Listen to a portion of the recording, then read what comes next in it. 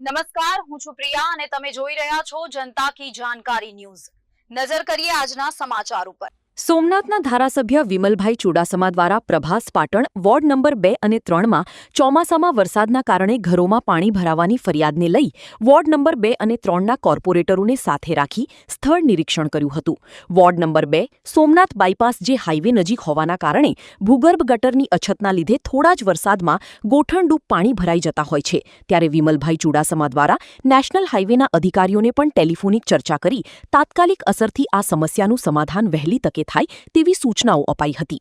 નેવું સોમનાથના ધારાસભ્ય તરીકે સેવા આપું છું ત્યારે કાલે મને અહીંના મારા કોર્પોરેટર દ્વારા મને રજૂઆત કરવામાં આવી કે વોર્ડ નંબર 2 અને 3ના કોર્પોરેટરો છે એના દ્વારા રજૂઆત કરવામાં આવી કે દર વખતે વરસાદના સમયે જે પાણી ભરાતું હોય અને પાણી જે છે બહારથી આવતું હોય છે એ સમગ્ર બીજા અને ત્રીજા વોર્ડમાં જતું હોય છે અને લોકોના ઘરમાં પણ પાણી ભરાતું હોય અને લોકોને નુકસાન થતું હોય છે। ત્યારે રજૂઆત લઈ અને અમે નેશનલ હાઈવેના અધિકારી સાથે મેં ટેલિફોનિક વાત કરી। નેશનલ હાઈવેના અધિકારી અત્યારે હાજર છે અને એ પાણી નિકાલનું જે છે એ જે નેશનલ હાઈવે દ્વારા જે પાણી નિકાલ માટેની જે કેનલ બનાવવામાં આવી છે એ કેનલમાં જોઈન્ટ આપવામાં આવે અને કેનલ સાફ કરવામાં આવે નેશનલ અધિકારી દ્વારા। એ મારા દ્વારા કહેવામાં આવ્યું છે। નેશનલ અધિકારીના જે અધિકારી આવ્યા છે એમને બતાડવામાં પણ આવ્યું છે।